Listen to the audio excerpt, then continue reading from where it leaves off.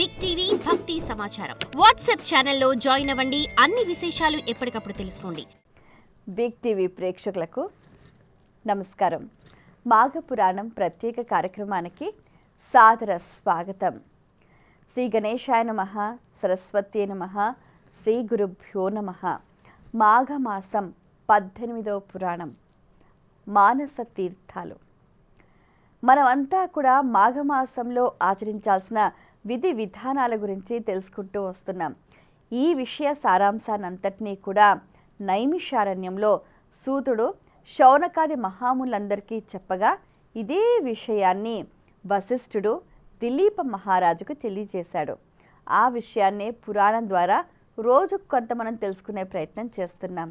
ఎవరు ఎన్ని పాపాలు చేసినప్పటికీ కూడా, ఎంతటి వారైనప్పటికీ కూడా మాఘమాసంలో నదీ స్నానం చేస్తే వారికి పుణ్యాలు సముపార్జించడంతో పాటుగా సద్గతి లభిస్తుంది, పుణ్యలోకాలు ప్రాప్తిస్తాయి, ముక్తి లభిస్తుంది అని కూడా చెప్తూ ఉంటారు. అయితే మనం ఎలా ఉండాలి అనంటే సబాహ్య అభ్యంతర శుచి అన్నట్టుగా మనం బాహ్యంలో ఆంతరంలో శుద్ధిగా శుచిగా ఉండాలి. అయితే ఏంటి, మన బాహ్య ఇంద్రియాలను శుద్ధి చేసుకోవటానికి నదిలో స్నానం చేయాలని చెప్పారు. ఏ నదిలో స్నానం చేస్తే ఎలాంటి ఫలితం కలుగుతుందో కూడా మనకు పురాణాల ద్వారా మనం తెలుసుకున్నాం. అయితే మానస తీర్థాలు అంటే ఏంటి, మనము మనస వాచ కర్మణ కొన్ని ఉంటాయన్నమాట. సత్యవ్రతము, అలాగే ఎన్నో వ్రతాలు ఉన్నాయి. వాటి గురించి ఈ అధ్యయనంలో తెలుసుకునే ప్రయత్నం చేద్దాం. సత్యము సంతోషమును సకల తీర్థ స్నాన ఫలితాన్ని కలుగజేస్తుంది. క్షమ నిప్పు, మంచి గంధం, వేడి నీటిని, చల్లతరాన్ని సహించటం, ఎవరు ఏమన్నా ఓర్చుకోవటం.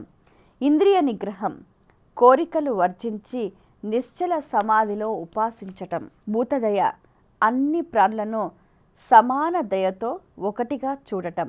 అర్జన మనస్సు మాట ఒకే రీతిలో ఉండటం. దమము మనస్సును స్వాధీనం చేసుకోవటం. దానము భిక్షువులకు, యతులకు, అభాగ్యతులకు అన్నదానం చేయటం. గోదానం, భూదానం, సువర్ణదానం ప్రతిఫలాపేక్ష లేకుండా సేవా ధర్మాన్ని అనుసరించి చేయటం. సంతోషము అమృత హృదయం కలిగి నిత్యం సంతోషం కలిగి ఉండటం. తృప్తి తనకు లేదని ఇతరులకు ఉన్నదని అసూయ పడకుండా ఉన్నదానితో సంతోషించటం. బ్రహ్మచర్యం ఇంద్రియ సుఖాలకు వ్యామోహాలు లొంగకుండుట. తల్లితో తోబుటూతో మాతృభ్రాతృభావం కలిగి ప్రవర్తించటం.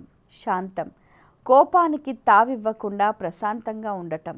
మనశ్శుద్ధి ఇహపరాలకు సంబంధించిన మంచి మాటలతో వేదాంత ప్రసంగాలతో మనస్సును శుచిగా ఉంచుకోవటం.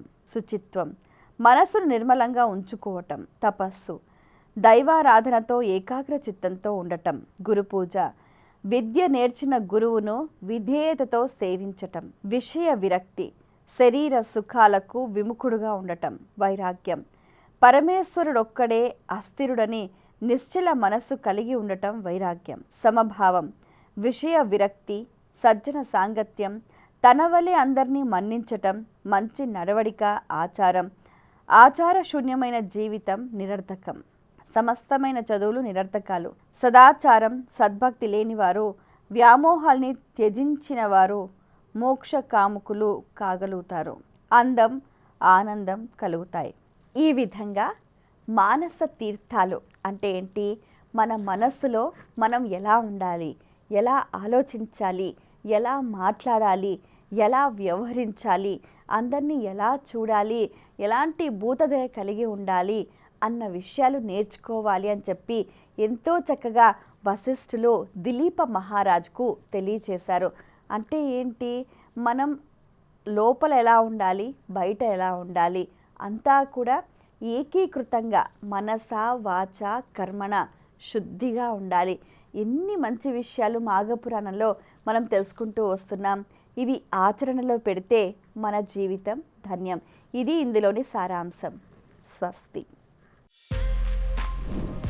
For more videos like this, subscribe Big TV channel.